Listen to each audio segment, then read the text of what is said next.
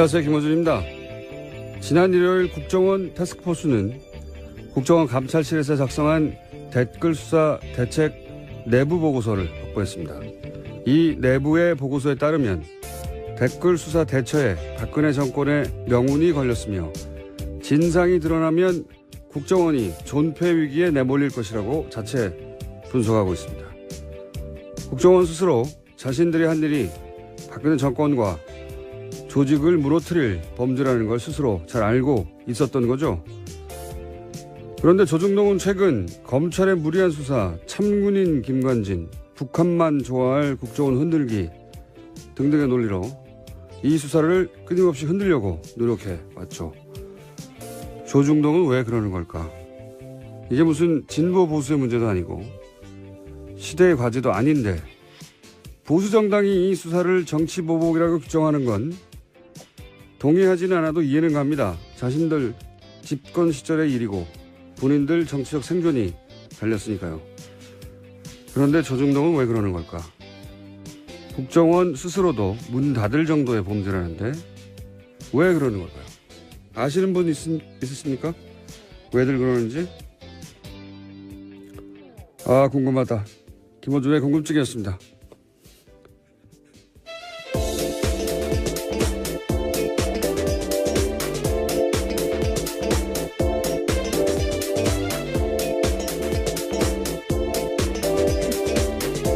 시사인의 김은지입니다. 안 궁금하세요? 네, 궁금하다는 말씀이 너무 진심인 것 같아서요. 옆에서 네. 웃었습니다. 궁금해요, 저는. 예. 왜 이러는 걸까? 본인들이 정권을 직접 운영했다고 생각하는 걸까요? 참. 이게 무슨 자기들의 생존과 직접 연결된 것도 아닌데요. 예. 궁금해요. 아시는 분이 있으면은 저희들한테 문자 좀 보내주십시오. 왜냐하면은 본인들도 생각해보면 어렵다고 하는 그 언론고시 통과하고, 우리나라의 제일 큰 매체사 아닙니까? 거기 들어가서 왜 그런 수준 낮은 주장을 뒷받침하기 위해서 자기 이름을 쓰는 건지. 예를 들어서 전직 국정원장 구속하면 김정은이 좋아한다. 굉장히 허접한 논리거든요. 참. 그 말을 듣고 누군가, 와, 정말 그렇구나. 전직 국정원장들 구속하면 안 되겠구나. 말이 됩니까? 이해하고 싶은데 이해가 저는 안 돼가지고. 자, 전직 국정원장 구속 얘기 또 해볼까요? 네, 관련해서 계속해서 기사가 나오고 있는데요. 구속영장이 기각된 이병호 전 국정원장이 있습니다. 관련해서 법원의 영장실질심사에서 어떤 이야기를 했었는지가 좀 자세히 나오는데 채널A 보도에 따르면 이 전 원장은 국정원 특갈비 상납에 대해서 박근혜 전 대통령과 독대와 전화통화를 했다고 하면서요. 여기서 박근혜 전 대통령이 하던 대로 하세요라고 지시를 듣고 돈을 건넸다라고 주장하고 있다고 합니다. 그 법조인들은 이게 이제 실질심사에 맞춘 전략이었던 게 아니겠는가. 검찰 조사에서 이런 말 안 하다가 실질심사하는 중에 이제 이런 말들을 쏟아낸 거거든요. 예. 일종의 폭탄 발언을 했다라고 해당 보도는 보도하고 있습니다. 폭탄 발언까지는 아니고 그냥 어쨌든 검찰 조사에서 했을 법한 이야기를 안 하고 있다가 실질심사에서 해서 그 명분으로 그 이유로 풀려난 게 아니겠는가 이런 분석도 있는데, 이건 이제 법적인 분석인 것이고, 검찰 내부에서는 또 다른 분위기가 있다고 또 보도도 나와요. 이게 우병우 전 수석과 관련된 게 아니냐. 네, 오늘 아침 한겨레 신문이 그렇게 보도하고 있습니다. 그런 의구심도 있다고 하는데, 왜냐하면 이제 우병우 전 수석하고 근무기간이 똑같고, 단순히 똑같은 게 아니라 우병우 전 수석과 이런 식으로 조금이라도 연관이 있으면 이때까지 우병우 전 수석 관련된 관련 영장들, 구속영장뿐만이 아니라 통신영장, 사실은 수사의 첫 발인데 누구랑 통화했는지를 알아야 될 거 아닙니까? 관계자들을 파악하기 위해서는. 근데 이 통화 기록을 확인하려고 하는 그 영장도 다 기각됐었거든요. 우병우 전 수석은. 네, 뿐만 아니라 최근에는 우병우 전 수석의 처가인 삼남개발 압수수색을 하려고 했는데 이 압수수색 영장 또한 또 다시 기각됐다라고 합니다. 그러니까요. 직접 구속영장뿐만 아니라 관련 영장 중에 발급된 게 거의 없다. 우병우 전 수석만은. 우병우 전 수석인데요. 이게 개인의 힘이 아니고 제가 보기에는 우명우 전 수석을 털게 되면 주변에 다친 사람이 많나 보다. 여전히 살아있는. 그렇게 의구심을 가진 분들이 있죠. 예. 그렇게 의구심을 가져도 이상하지 않을 정도의 많은 영장들이 최근까지도 계속. 이 통신영장 같은 경우는 이제 우병우 전 수석이 관두고 나서 1년밖에 이제 보관 안 한다고 하잖아요. 관두고 나서 그 이후 통화 기록들을 다 확인할 수가 없죠. 네, 이미 10월 말이 지났기 때문에 관련된 네. 통화 기록은 영구하게 볼 수 없다라는 게 검찰 관계자의 발언인데요. 네. 참 이상한 일입니다. 네. 자, 어쨌든 이병우 전 국정원장이 입을 연 것은 영장 실질심사에 들어가서 입을 열었다. 예, 이게 법조인들은 이게 전략이었지 않느냐 하는데 검찰의 분위기는 다르다 그런 얘기고요. 예, 다음 순요. 네, 계속해서 국정원 특활비 관련된 소식 전해드리면요. 검찰은 국정원의 특활비 사용처 등이 기재된 회계장부를 확보했다라고 합니다. 이 가운데 이병기 전 원장 시절 장부에는 최경환 1억 원이라고 적혀 있는데요. 이 전 원장 쪽은 2014년 10월 달에 1억 원을 최경환 의원한테 전달했다라는 다수서를 검찰에 제출했다라고 합니다. 최경환 의원은 이제 본인은 받지 않았다고 주장하고 있고요. 심지어 할복 자살까지 운운하면서요. 자신의 무죄를 주장하고 있습니다. 할복 자살 방지를 위해서 신병을 확보해야 한다고. 네, 정의당이 예. 그런 논평을 냈었는데요. 인권 측면에서의 논평이죠. 예. 재밌는 논평이었어요. 아마 배달 사고 뭐 이런 걸 주장하겠죠. 본인은 받은 적이 없다고까지 할 것 같고. 그리고 이제 여기서 40억 원 정도를 추려낸 것이고 그거 말고 추가 30억 원이 더 있다는 거 아닙니까? 지금? 네, 장부가 확보됐기 때문에요. 그와 관련된 수사도 계속 진행 중이라고 합니다. 그러니까 이제 박근혜 전 대통령이 받았다는 40억 말고 30억이 또 비는데 이 40억에 대해서는 국정원장 3명 모두 박근혜 전 대통령이 달라고 해서 줬다는 거고 이 30억에 대해서는 동시에 3명 다 함구하고 있어요. 예. 그렇다는 얘기는 40억은 박근혜 전 대통령한테 책임을 넘기면 된다고 생각하는 거고 이 30억은 국정원장 본인들의 책임하에 뭔가 쓰여진 돈이다. 이렇게 추정할 수는 있죠. 예. 30억이 더 있습니다. 예. 다음 뉴스는요. 네, 뿐만 아니라 박근혜 정부뿐만 아니라요. 이명박 정부 당시에도 특수활동비가 청와대에 상납된 사실에 대해서 오늘 아침에 한국일보가 보도했는데요. 이명박 정부 시절 민간인 불법 사찰을 폭로했던 장진수 전 주무관의 또 다른 폭로입니다. 자신이 2009년 7월 달에 국무총리실 공직윤리지원관실에서 처음 출근했는데 이때 특수활동비를 청와대에 상납해달라라는 요청을 받았다라는 겁니다. 그래서 실제로 1년 동안 꼬박꼬박 상납했다라고 합니다. 장진수 전 주무관 오랜만에 이름 듣네요. 예. 이게 이제 벌써 8년 전입니까? 9년 전입니까? 그때 일이라. 네, 2009년. 예. 그때 일이라 기억이 가물가물하실 텐데 이분이 누구냐면 이명박 정부 하에 국무총리실에서 민간인을 사찰했다라고 폭로했던 분이죠. 폭로했던 분인데 그때 첫 번째 사찰 대상이 언론이었어요. 이분의 폭로에 따르면 이 국무총리실 그러니까 국정원하고 별개로 혹은 뭐 청와대하고 별개로 청와대 지시로 국무총리실 산하에 소위 사찰 기구를 만들어 놓고 당시가 이제 집권 3개월 만에 촛불 집회가 났잖아요.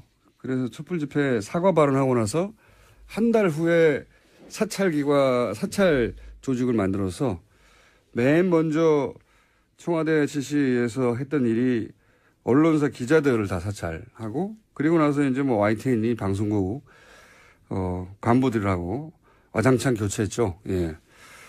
그때 그 사찰을 폭로했던 분입니다. 근데 이분의 최근 폭로는 국무총리실에서도 국정원 말고 국무총리실에서도 청와대에 상납을 했다. 뭐 특활비를. 심지어 그 돈으로 아예 고용되어 있지도 않은 전직 경찰관한테 월급을 줬다라는 건데요. 그런 불법적인 사찰 업무에도 돈이 다 쓰였다라는 사실을 폭로하고 있습니다. 정식 고용하지 않고 사찰 용도로 누군가를 쓰고 급여를 이 돈으로 줬다 뭐 이런 거죠. 예. 네. 이명박 정부 내에서도 이제 특활비 관련 내용들이 더 나오겠네요, 앞으로. 예. 네, 굉장히 구체적으로 진술하고 있어서요. 돈을 얼마를 어떻게 줬는지 방법까지 또 자세하게 이야기하고 있기 때문에 이 부분 또한 들여다볼 수밖에 없을 것 같습니다. 본인이 전달했다니까요. 뭐 정확하게 기억하겠죠. 자, 다음 순요. 네, 2008년 특검 당시 다스 비자금 문제 처리에서 이명박 전 대통령이 개입했다라는 의혹을 제기한 다스 관계자가 모습을 드러냈습니다. 다스 당시 경리팀장이었던 최동영 씨인데요. 실명으로 JTBC와 인터뷰를 했습니다. 2008년 BBK 의혹을 수사했던 정호연 특검 당시에 대한 이야기를 한 건데요.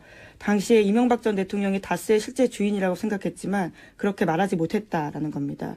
또 뿐만 아니라 당시에 이명박 전 대통령에게 다스 경영 보고서를 따로 보냈다라는 사실도 이야기했습니다. 이건 말이죠.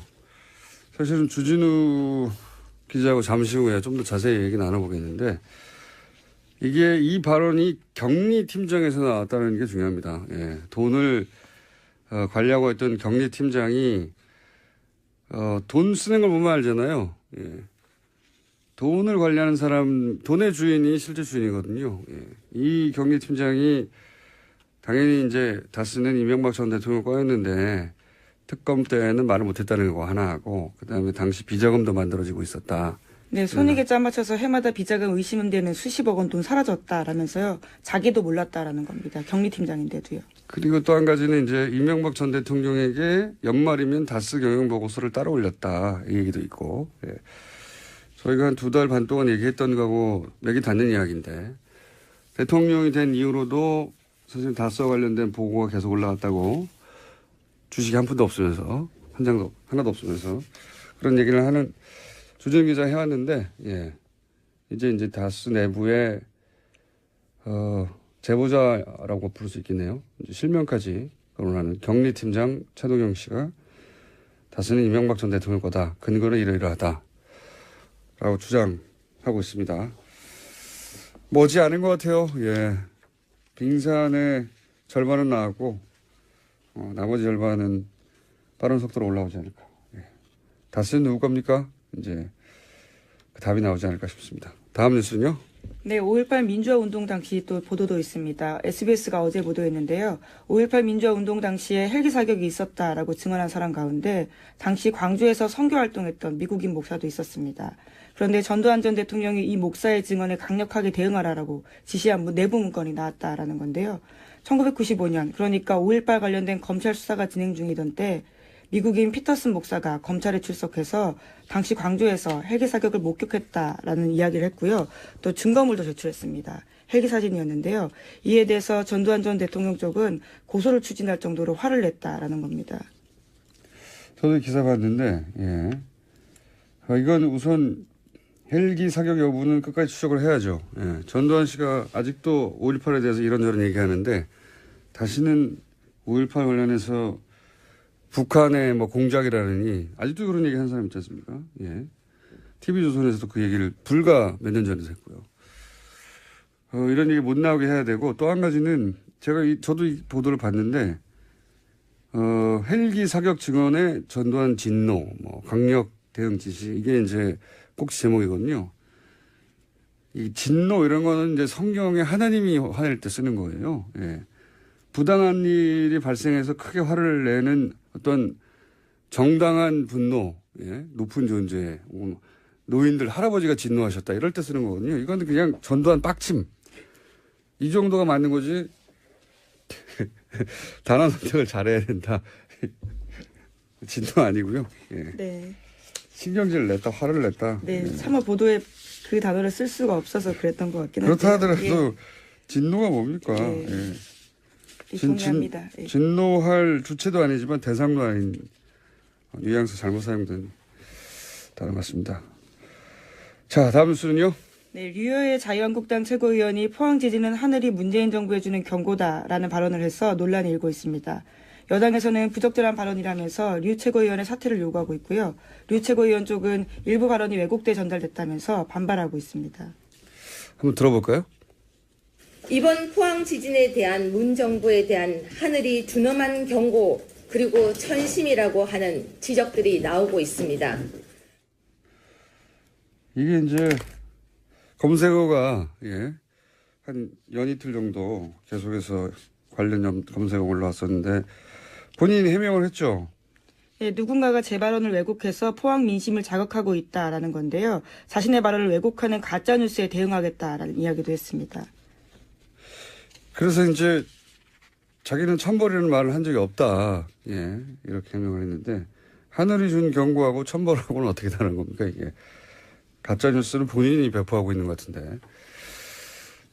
어쨌든 이 발언으로 한 연이틀 정도 검색어 논란이 있었고 검색에 올라갔었고 제가 보기에는 해명이 될 것 같지는 않네요. 예.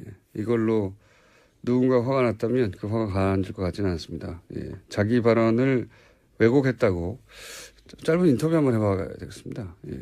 어떻게 하늘이 준 경고와 천벌은 다른 것인지. 그런 일이 있었습니다. 네, 다음 순요. 네, 계속해서 포항 이야기 좀 전해드리면요. 포항에서도 계속 여진이 일어나고 있습니다. 오늘 오전 6시 5분쯤에도 경북 포항에서 규모 3.6 지진이 발생했는데요. 지금까지 여진이 총 58차례, 그러니까 58차례 일어났다라고 합니다. 그러니까 그 수능 연기 안 했으면 큰일 날 뻔했어요. 예. 근데 또 문제는 일주일 후에도 또 여진이 있는 게 아닌가. 여진이 있을 수도 있죠. 그건 뭐 사람이 예상할 수 없는 일이라. 근데 좀 다른 것은 그럴 수도 있다는 마음을 먹고 그런 예상을 하고 들어가는 것과는 완전히 다르니까요. 여진이 계속 있다고 합니다. 아직도. 자, 다음 뉴스는요. 네, 국민의당 정동영 의원이 당내 반안철수 조직인 가칭 평화개혁연대를 만들겠다고 했습니다. 내일 바른정당과의 통합을 논의하는 당내 워크숍에서 의원들에게 창립 서명을 받아서 공식 출범시키겠다라는 계획인데요. 천정배 의원이 거기에 동참을 하기로 했습니다. 하지만 안철수 대표는 바른정당과 통합 의지를 분명히 하면서요. 안철수 대표와 호남 중진들 사이에 정면 충돌이 일어날 것으로 보입니다.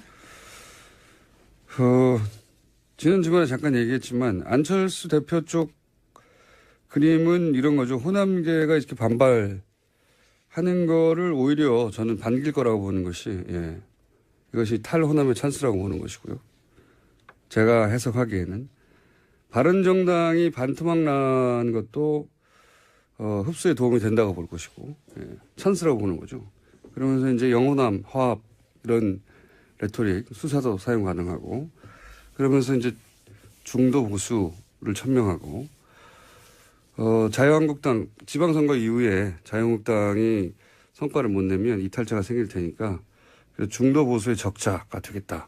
뭐 이런 그림인 것 같고 유승민 대표도 국민의당과 먼저 합치고 호남계 밀어내고 지방선거 이후에 자유한국당 이탈하면 자신은 새로운 합리적 보수의 적자 뭐 이런 그림인 것 같고요. 비슷한데 차이가 있다면 안철수 대표는 바른정당을 탈호남 중도보수로 변신하는 도구로 쓰겠다는 거죠. 유승민 대표는 국민의당을 거꾸로 탈영남 합리적 보수로 변신하는 도구로 쓰려는 거고 이게 뜻대로 되겠느냐. 호남계는 만만한가. 홍준표 대표는 가만히 있나. 홍준표 대표도 그림이 있거든요. 제가 보기엔 지방선거 때 시도지사 6석 2석 당선시키고 나서 본인이 보수를 살려낸 적자, 예, 이렇게 보수를 살려낸 사람, 그래서 대표 사퇴하고 대권 준비하겠죠. 예. 다들 계산이 다 있어요. 예. 민주당은 또 가만히 있겠습니까? 지지율도 거의 50% 육박하는데 그런 그림들이 열심히 그려지고 있다. 그런 그림이 그림대로 되는 꼴은 못 봤어요. 제가 못 봤는데 어쨌든 살아야 하니까 각자 열심히 그림을 그리고 있는 중입니다. 다음 뉴스는요. 하나 둘 정도 할 수 있을 것 같습니다. 네, 대법원에서 세월호 참사 당일 진도 해상교통관제센터 CCTV 영상을 삭제한 센터장에 대한 정직 3개월 징계 처분이 적절하다라고 밝혔습니다. 센터장이던 김모 씨가 제기한 정직 취소 소송 상고심에서 김 씨가 승소한 원심을 파기하고 김 씨 패소 취지로 사건을 광주고법에 돌려보냈는데요.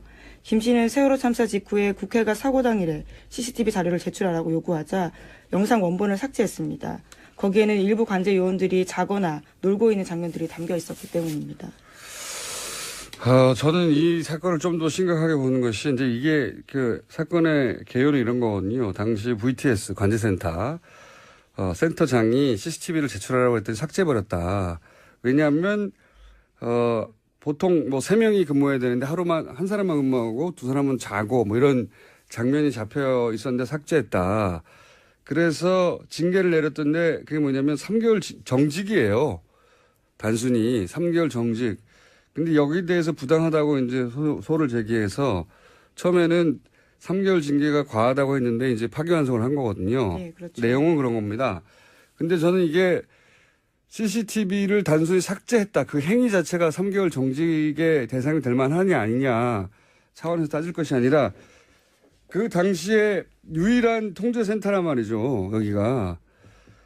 이 세월호라고 하는 사건의 진실을 밝혀내는 조각 일부로 작용할 수 있는 거였어요. 굉장히 중요한 겁니다, 이게. 자신들의 근무 태만을 숨기려고 한 걸로 한정했는데 그렇지 않을 수도 있어요. 왜냐하면 당시 이제 관제센터 세월호하고 주고받았던 그 무선 교신 기록 이게 나중에 편집됐다는 게 언론을 통해서 여러 차례 지적됐지 않습니까? 만약에 CCTV하고 맞춰본다면 뭐가 소위 삭제되는지 확인할 수도 있을 수 있고요. 그리고 그때 AIS도 사라졌다고 정부에서는 발표했거든요. 근데 그 화면에 뜨는지 아닌지 확인해 볼 수도 있단 말이에요. CCTV를 확대해서. 그러니까 이 CCTV의 삭제는 사실은 세월호와 관련된 진실을 밝혀내는데 중요한 정보가 될 수도 있었던 화상 정보 일부를 유일하게 존재하는 당일날 그걸 삭제한 거예요. 네, 당시 검찰이 김 씨를 또 공영전자 기록 손상 등의 혐의로 기소한 바가 있는데요. 근데 대법원에서는 이 혐의에 대해서는 무죄가 난 바가 있습니다.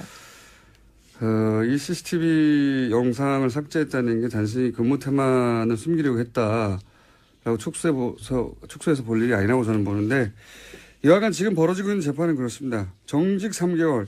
그 CCTV를 삭제는 굉장히 큰 제목 같잖아요. 세월호와 관련돼서. 진실 일부를 파악할 수도 있을지도 몰랐을 CCTV를 삭제했다고 하는 건데 지금 다투고 있는 건 그 삭제한 당사자 징계 여부입니다. 예, 징계 3개월 여부를 다투고 있습니다. 이렇게 끝날 일이 아니라고 봅니다, 저는. 자, 트럼프는 어떻게 돼가요?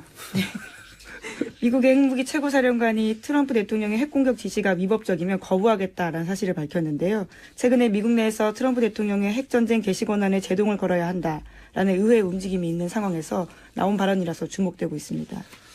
그러니까요. 예, 저희가 지속해서 조금씩 전해드리지만 트럼프 대통령이 미국 내에서 특히 정치권에서 대우를 못 받습니다. 요즘 대우를 못 받을 뿐만 아니라 대통령 권한 자체를 제약해야 한다는 청문회가 있었습니다. 예, 말만 하는 게 아니라 실제 청문회도 있고 그렇습니다. 상황이 그렇다. 트럼프 뉴스는 재미있는 뉴스이기 때문에 저희가 계속 관련 뉴스가 나오면 전해드리겠습니다. 여기까지 하겠습니다. 시사인의 김은지였습니다. 감사합니다. 우병우 전 수석인데요. 이게 개인의 힘이 아니고 제가 보기에는 우병우 전 수석을 털게 되면 주변에 다친 사람이 많나 보다. 여전히 살아있는. 그렇게 의구심을 가진 분들이 있죠. 예. 그렇게 의구심을 가져도 이상하지 않을 정도의 많은 영장들이 최근까지도 계속. 이 통신영장 같은 경우는 이제 우병우 전 수석이 관두고 나서 1년밖에 이제 보관 안 한다고 하잖아요. 관두고 나서 그 이후 통화 기록들을 다 확인할 수가 없죠. 네, 이미 10월 말이 지났기 때문에 관련된 네. 통화 기록은 영구하게 볼 수 없다라는 게 검찰 관계자의 발언인데요. 네. 참 이상한 일입니다. 네. 자, 어쨌든 이병우 전 국정원장이 입을 연 것은 영장 실질 심사에 들어가서 입을 열었다. 예, 이게 법조인들은 이게 전략이었지 않느냐 하는데 검찰의 분위기는 다르다 그런 얘기고요. 예, 다음 순요. 네, 계속해서 국정원 특활비 관련된 소식 전해드리면요. 검찰은 국정원의 특활비 사용처 등이 기재된 회계장부를 확보했다라고 합니다. 이 가운데 이병기 전 원장 시절 장부에는 최경환 1억 원이라고 적혀 있는데요. 이 전 원장 쪽은 2014년 10월 달에 1억 원을 최경환 의원한테 전달했다라는 자수서를 검찰에 제출했다라고 합니다. 최경환 의원은 이제 본인은 받지 않았다고 주장하고 있고요. 심지어 할복 자살까지 운운하면서 자신의 무죄를 주장하고 있습니다. 시사인의 김은지입니다. 안 궁금하세요? 네, 궁금하다는 말씀이 너무 진심인 것 같아서요. 옆에서 네. 웃었습니다. 아, 궁금해요, 저는. 예. 왜 이러는 걸까? 본인들이 정권을 직접 운영했다고 생각하는 걸까요? 참. 이게 무슨 자기들의 생존과 직접 연결된 것도 아닌데요. 예. 아, 궁금해요. 아시는 분이 있으면은 저희들한테 문자 좀 보내주십시오. 왜냐하면은 본인들도 생각해보면 어렵다고 하는 그 언론고시도 통과하고, 우리나라의 제일 큰 매체사 아닙니까? 거기 들어가서 왜 그런 수준 낮은 주장을 뒷받침하기 위해서 자기 이름을 쓰는 건지. 예를 들어서 전직 국정원장 뭐 구속하면 김정은이 좋아한다. 굉장히 허접한 논리거든요. 참. 그 말을 듣고 누군가, 와, 정말 그렇구나. 전직 국정원장들 구속하면 안 되겠구나. 말이 됩니까? 야, 이해하고 싶은데 이해가 저는 안 돼가지고. 네. 자, 전직 국정원장 구속 얘기 또 해볼까요? 네, 관련해서 계속해서 기사가 나오고 있는데요. 구속영장이 기각된 이병호 전 국정원장이 있습니다. 관련해서 법원의 영장실질심사에서 어떤 이야기 했었는지가 좀 자세히 나오는데, 채널A 보도에 따르면 이 전 원장은 국정원 특갈비 상납에 대해서 박근혜 전 대통령과 독대와 전화통화를 했다고 하면서요. 여기서 박근혜 전 대통령이 하던 대로 하세요라고 지시를 듣고 돈을 건넸다라고 주장하고 있다고 합니다. 할복 자살 방지를 위해서 신병을 확보해야 한다고. 네, 정의당이 예. 그런 논평을 냈었는데요. 인권 측면에서의 논평이죠. 예. 재밌는 논평이었어요. 아마 배달 사고 뭐 이런 걸 주장하겠죠. 본인은 받은 적이 없다고까지 할 것 같고. 그리고 이제 여기서 40억 원 정도를 출연한 것이고, 그거 말고 추가 30억 원이 더 있다는 거 아닙니까? 지금? 네, 장부가 확보됐기 때문에요. 그와 관련된 수사도 계속 진행 중이라고 합니다. 그러니까 이제 박근혜 전 대통령이 받았다는 40억 말고 30억이 또 비는데, 이 40억에 대해서는 국정원장 3명 모두 박근혜 전 대통령이 달라고 해서 줬다는 거고, 이 30억에 대해서는 동시에 3명 다 함구하고 있어요. 예. 그렇다는 얘기는 40억은 박근혜 전 대통령한테 책임을 넘기면 된다고 생각하는 거고, 이 30억은 국정원장 본인들의 책임하에 뭔가 쓰여진 돈이다. 이렇게 추정할 수는 있죠. 예. 30억이 더 있습니다. 예. 다음 뉴스는요. 네, 뿐만 아니라 박근혜 정부뿐만 아니라요. 이명박 정부 당시에도 특수활동비가 청와대에 상납된 사실에 대해서 오늘 아침에 한국일보가 보도했는데요. 이명박 정부 시절 민간인 불법 사찰을 폭로했던 장진수 전 주무관의 또 다른 폭로입니다. 자신이 2009년 7월 달에 국무총리실 공직윤리지원관실에서 처음 출근했는데, 이때 특수활동비를 청와대에 상납해달라라는 요청을 받았다라는 겁니다. 그래서 실제로 1년 동안 꼬박꼬박 상납했다라고 합니다. 장진수 전 주무관, 오랜만에 이름 듣네요. 예. 이게 이제 벌써 8년 전입니까? 9년 전입니까? 그때 일이라. 네, 2009년. 그 법조인들은, 이게 이제 실질 심사에 맞춘 전략이었던 게 아니겠는가. 검찰 조사에서 이런 말 안 하다가 실질 심사하는 중에 이제 이런 말들을 쏟아낸 거거든요. 예. 일종의 폭탄 발언을 했다라고 해당 보도는 보도하고 있습니다. 폭탄 발언까지는 아니고, 그냥 어쨌든 검찰 조사에서 했을 법한 이야기를 안 하고 있다가 실질 심사에서 해서 그 명분으로 그 이유로 풀려난 게 아니겠는가, 이런 분석도 있는데,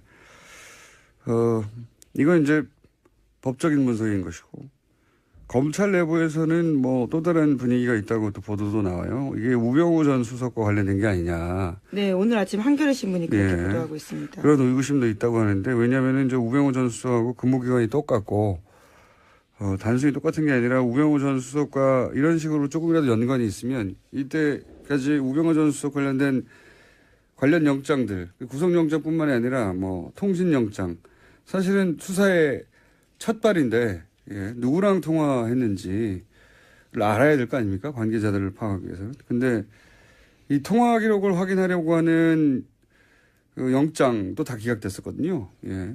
우병우 전 수석은. 네, 뿐만 아니라 최근에는 우병우 전 수석의 처가인 삼남개발 압수수색을 하려고 했는데, 이 압수수색 영장 또한 또 다시 기각됐다라고 합니다. 그러니까요. 직접 구속영장뿐만 아니라 관련 영장 중에 발급된 게 거의 없다. 우병우 전 수석만은. 안녕하세요, 김호준입니다. 지난 일요일 국정원 태스크포스는 국정원 감찰실에서 작성한 댓글 수사 대책 내부 보고서를 확보했습니다. 이 내부의 보고서에 따르면 댓글 수사 대처에 박근혜 정권의 명운이 걸렸으며, 진상이 드러나면 국정원이 존폐 위기에 내몰릴 것이라고 자체 분석하고 있습니다. 국정원 스스로 자신들이 한 일이 박근혜 정권과 조직을 무너뜨릴 범죄라는 걸 스스로 잘 알고 있었던 거죠. 그런데 조중동은 최근 검찰의 무리한 수사, 참군인 김관진, 북한만 좋아할 국정원 흔들기 등등의 논리로 이 수사를 끊임없이 흔들려고 노력해 왔죠. 조중동은 왜 그러는 걸까? 이게 무슨 진보 보수의 문제도 아니고 시대의 과제도 아닌데 보수 정당이 이 수사를 정치 보복이라고 규정하는 건 동의하지는 않아도 이해는 갑니다. 자신들 집권 시절의 일이고 본인들 정치적 생존이 달렸으니까요. 그런데 조중동은 왜 그러는 걸까? 국정원 스스로도 문 닫을 정도의 범죄라는데 왜 그러는 걸까요? 아시는 분 있으십니까? 왜들 그러는지? 궁금하다. 김어준의 궁금증이었습니다.